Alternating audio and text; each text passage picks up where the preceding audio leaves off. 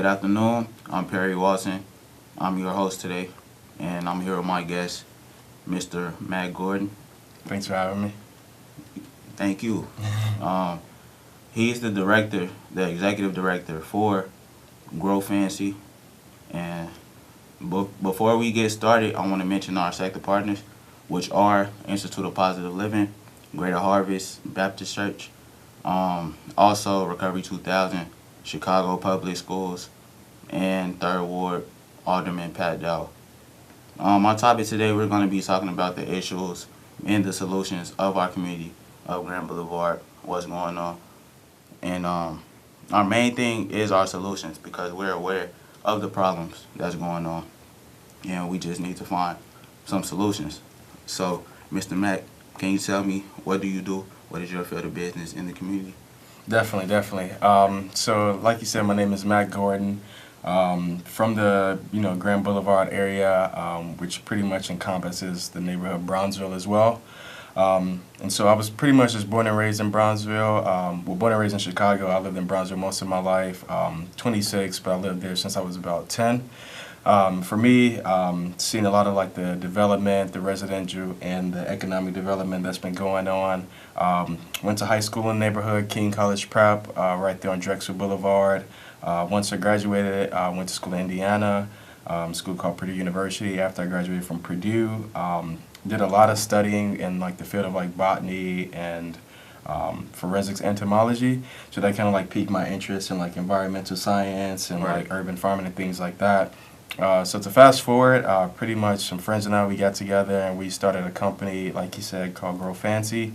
And that pretty much just deals with like plantscaping and interior design, and it segues also into urban farming. So Bronzeville has a pretty interesting geographical setup. It has a lot of vacant lots, as we know, because it's in the southern area of the city, so you find a lot of vacant lots.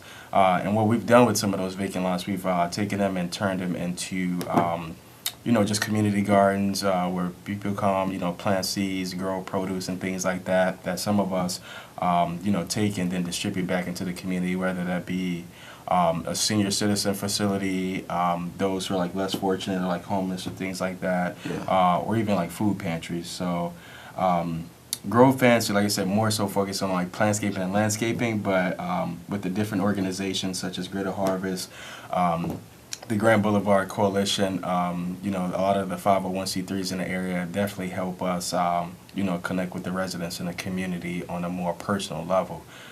So that's kind of where I am with it.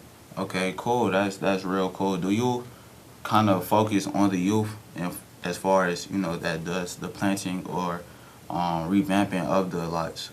Oh yeah, definitely.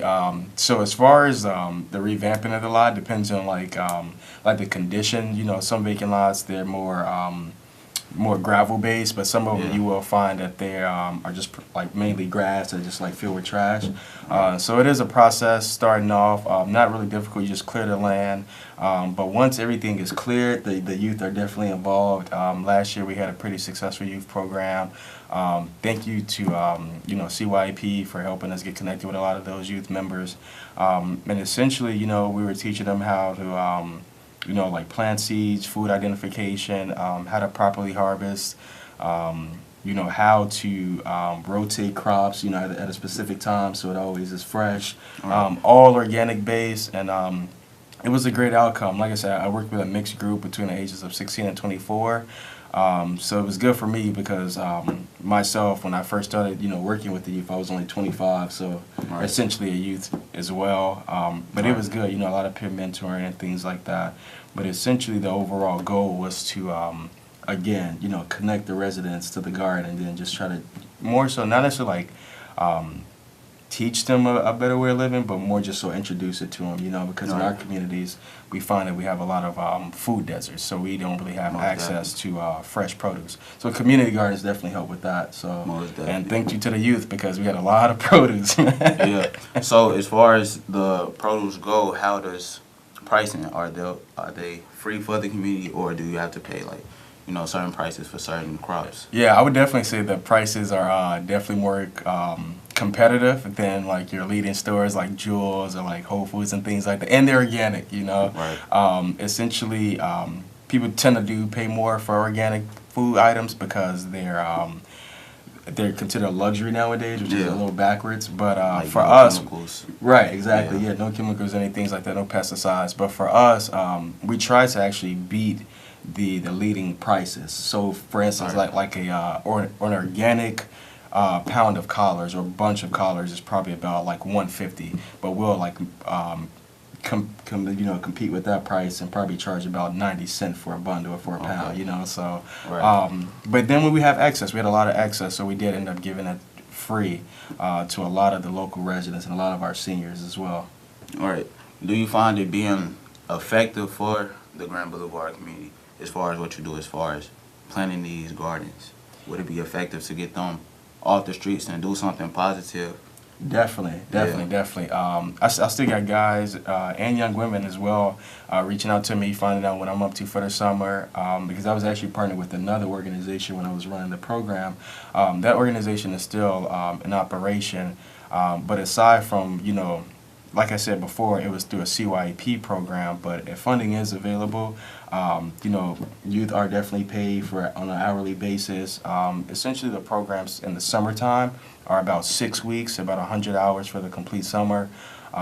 So easily you can, as a youth member, you can make a couple $1,000s in the summertime, and like if you invest that right, you can, turn that to another couple thousand, legitimately, Cool. obviously. You know what I mean? Cool. So, yeah. So, Yeah, I'm sure you know, just like everyone else, about the problems going on in our community, which is with the drugs. It's like a whole nother epidemic as far as the drugs and the alcohol. mhm. So, what are your views on like the reason why they engage in those activities? Well, again, I mean, there's different reasons why people, participate in certain activities. I think leisurely is one of them. A lot of youth, just going through that teenager phase. Oh, Yeah, we have a caller. Hold that thought. yeah, definitely. Caller, you on the air? Hello, how are you all doing? Good and Good. you? Thank you. So I have two questions. Okay. For those who do not know, could you explain what a food desert is? And I was wondering, how do you all keep like raccoons and possums away from the garden? Because I had a huge problem with those, and I tried to create my own garden. Definitely. Wonderful questions. Thank you. So a food desert essentially is when, and I'll just go from like just a hypothetical standpoint. So for instance, we're in this building here, 13th and Woods, you can say, right off Mhm. Roosevelt. So if we were here and the closest, I guess you can say produce store that had available produce, like readily available for us, if it was like more than, I would say, if it was more than walking distance, you know what I mean? Right. I would say about, a 7+ mile radius, so just under a mile radius, then it would be considered like a food desert. Like whereas like you really don't have access to So, fresh produce yeah. in your immediate area. A Right. lot of times in our communities we have a lot of convenience stores, that's selling like nachos and things like that. But when you look at the quality of food, it's not good. It's a lot of processed foods and things like that. Right. So if food isn't really available in your immediate area, then it could potentially be a food desert in that sense. The second question, the raccoons and Yeah, how do you keep those the away? pests. So that comes along with fencing. Sometimes it's very interesting because the garden that we were working with the youth for last year, we had a lot of high fencing, and we had those the wooden fence, whereas like there were no gaps. So Right. those can definitely help. A lot of like natural deterrents, like kind of like cloves or like pepper or like there's another one, I can't think of the name of it, but it's like a mixture. It's like a compost mixture of like pepper and things like that that Yeah. you can use and put around your plants that'll deter like the cats and raccoons and rats. But yeah, definitely clean up after yourself. Make sure there are no like droppings or any things like that. And I personally didn't use any pesticides. I really didn't have any problems. The biggest problem I saw, there was like a cat in there. It was like a kitten, but I mean, no rats or anything like that. And you can Right. always tell when you have those problems because a lot of the food, it'll be like nibbled on and things Right. like that. So Most definitely. natural pesticides is the way to go, or fencing, enclosed fencing. Right. Okay, back to the food deserts. Definitely. Why do you feel as though that our community is the community where we have food deserts? Yeah, and I'm gonna actually tie that back into the question with the use of like drugs and stuff as well. Okay. I think it's more so just like a lack of financial resources. When you go to in Chicago, like everybody has a notion of go north, you know, to see like a prominent area or to see like a successful neighborhood model. But there's a lot of areas like on the west side and the south side, you know, like in you know, smaller, you know, hidden areas that you can find, you know, some beautiful homes and things like that. But also what you'll notice is that those areas typically have homeowners, you know. Yeah. A lot of times in our neighborhood we have like a lot of renters. Yeah, most definitely. And so a lot of times situations people are living paycheck to paycheck. So the financial opportunities are lacking a lot in our south side communities and our west side communities. So a lot of youth inevitably don't have they don't have anything to really get involved in, needless to say. So that causes like the drug use and things like that potentially. You know, that's just an observation. Right. Because a lot of the youth who I have connected with, they have said that, you know, they don't want to be out here in the streets just hanging out. They want to do something productive. So for the Grand Boulevard, I think it's good. You know, to kind of like tie in some opportunities that youth can get involved in, hands-on, learn something, and then something that's sustainable where it's like they can take it back to their own neighborhood. I mean, again, the Grand Boulevard area, I mean, we have about 200 vacant lots easily. It's probably Right. more or less, you know, there's a lot of development going on. But, I mean, you go on the west side, it's even more than that. So it's the same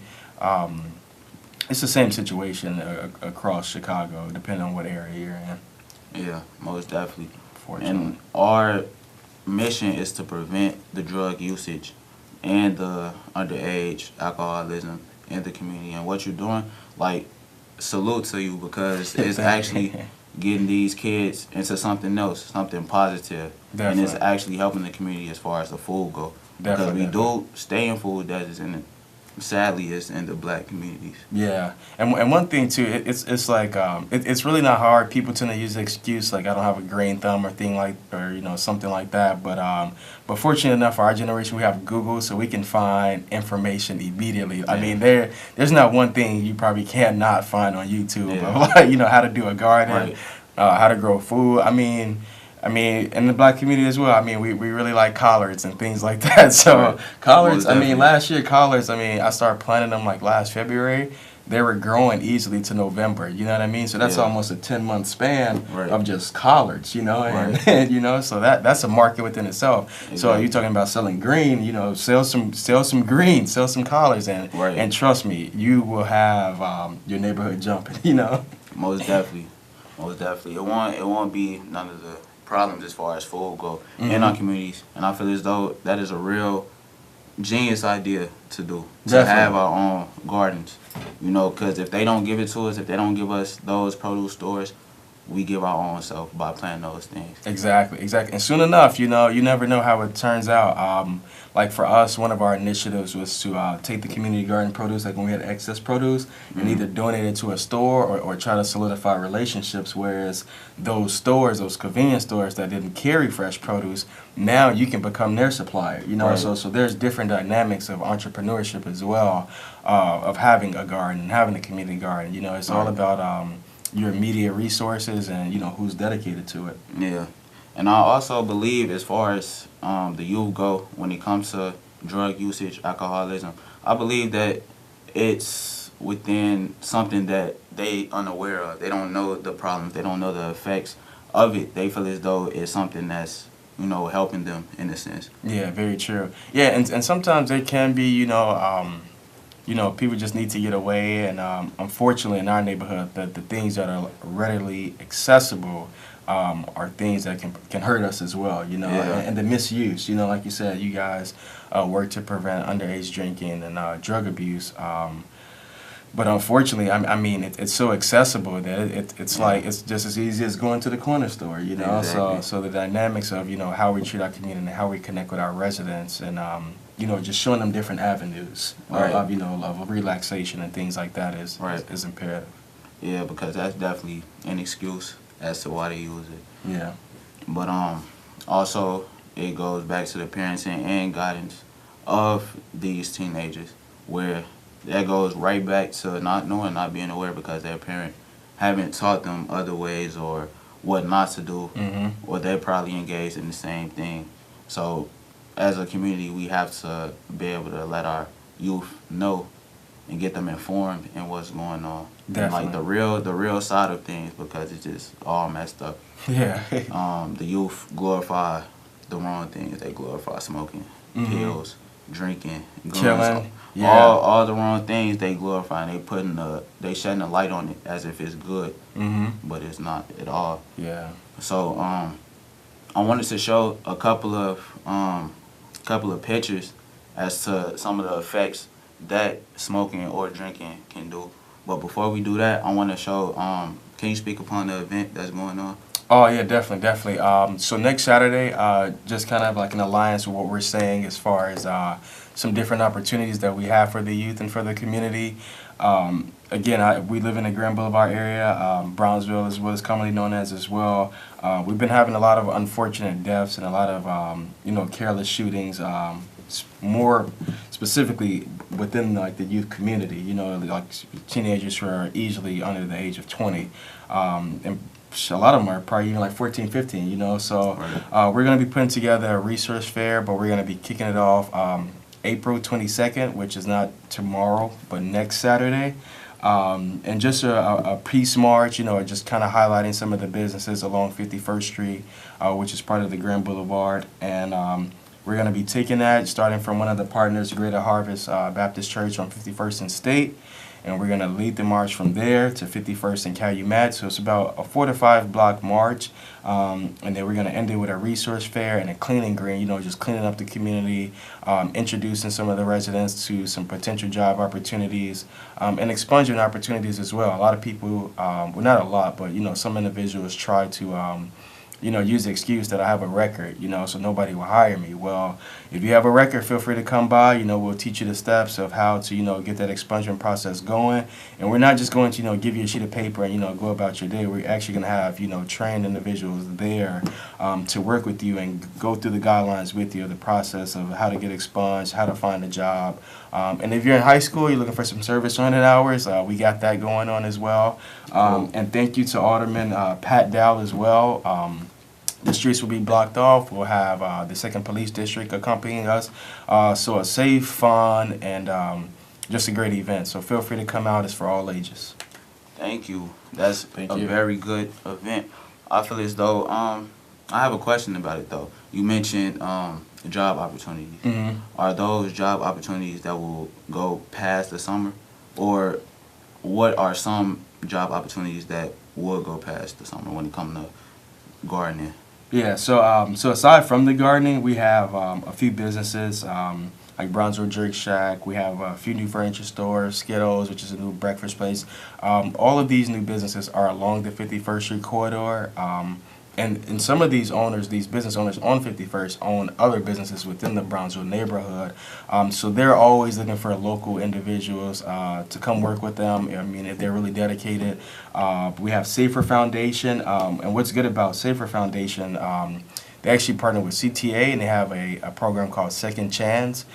So if you do have a criminal record, again, we'll be helping with expungement, but Safer will be there as well to introduce individuals to the CTA Second Chance program, whereas like if you do have a record or have had a record, you can still be employed through the CTA program, which it's a pretty good, wage. Yeah. I'm not sure the exact figures, but it's above minimum wage. So if you're looking for a job, you don't have one, and you're trying to just go on the right path, again, feel free to come out. And again, I mean, there's different dynamics of the businesses that will be there, but I think Safer, who's pretty well known among Chicago and the national level, will be there. But if you're a high school student and you're worried about after school or things like that and not being able to participate during the school year, the Summer Youth Employment Program lasts to about 6 to 8 weeks. So I think that's from 16 to 22. 22. Yeah, so. Okay. But again, there's going to be food and music and things like that for all ages. So come by, get a burger or something and and just enjoy the company. Right, most definitely. How could they be able to contact you? Oh, you all can send you can send me an email. My email is mac MAC at grow fancy FANCY.com. Or you can call me 773-440-3776. But for the event, you can actually just look us up on Facebook. You can type in 2016, that's 2016, the numbers, Mayat, MAAT, and you just type that in and it'll come right up. And we'll also be sending out some information, via mail and post it on our website. The website is actually 2016 Mayat. 2016 Mayat. It's actually, yes, about right here. If you can see that. Maybe not, but anyway, it's 2016 Mayat. So if you all just type that in, you'll find it, and you can send us a message, or you can call me directly, and I'll be more than happy to get you, all the information that you need so you can come participate. But if you want to be there for the march, you have to be at Greater Harvest, which is on 51st and State. It's right on the corner. You can't miss it. We're going to start in the parking lot there at 9 o'clock, start gathering people, and we're going to head off at 9:30 promptly, which is right on the dot. So Cool. Come out and support. Most definitely. I mentioned that I want to show some images of somebody's lungs who smoke versus somebody who don't smoke. So I feel as though if they know and they actually see it, I think they can kind of think twice about what they're doing. Mm-hmm. The first image is compared to a non-smoker's lungs, which is on the left, clean, how it's supposed to be, healthy, versus a smoker's lung, black. It has spots. It's just very unhealthy. Yeah, respiratory problems, Right, and it causes so many lung diseases and problems just all around the border. And I feel as though if they see things like this, it will kind of, like I said, kind of just make them think twice about the things that they're doing. Also, if they're smoking compared to, on the left, a healthy a healthy liver, versus drinker's liver. And you can see the same difference where it's healthy versus non-healthy, and it's just black. It's just deteriorating. Literally. And swollen. You could tell that it's bigger. Mm-hmm. So if they see things like this, I feel as though it would definitely kind of make them think twice about the things that they're doing, because it's affecting their health really badly. Yeah, and another thing, like you was kind of touched on earlier with the glorification of all these negative, things that are going on. It's like for us, if you just really take care of your body, take care of your temple, life is good. I don't know anybody that wakes up and say, oh yeah, I want to make today my last day. Right. So literally, let's just wake up. Let's take back our communities. Let's start working together. Everybody who's extending a hand isn't looking for something in return. You do have some genuine people out there who really care about the community and who care about the youth. So get connected with those individuals. There will be some of those individuals here at our event as well. And I think you all are doing something on 47th that day, right? Yeah, actually we're having a cookout. The flyer, which let me pull up the flyer. The flyer for that is actually next week. Where we basically had one last week where we gave away food. We cooked burgers, hot dogs. Mm-hmm. We had chips, water to the community, and we gave it away, and it was very successful. We had about 200 people that came out. Yeah, I was out there. Nice meal. So yes, we're having that. We're holding that the same day, which is next Saturday, April 22nd, 12 to 4, on 47 in the Green Line. So come out to that and be a part of a positive event. Just come out and just support, and it's perks for the community and you individually. So you can meet with some aldermen and things like that. But it's the end of our show, and before I go, I wanna leave with a positive message. And you said that they can reach you at the email. Yeah, definitely. Can you say that one more time? Yeah, that's Mac MAC at grow fancy FANCY.com. Feel free to email me or call me anytime. 773-440-3776. And thank you for having me. I definitely no enjoyed problem. myself. Thank you for coming out. For sure, man. And don't forget, if you lose, you lose. Thank you. Sure.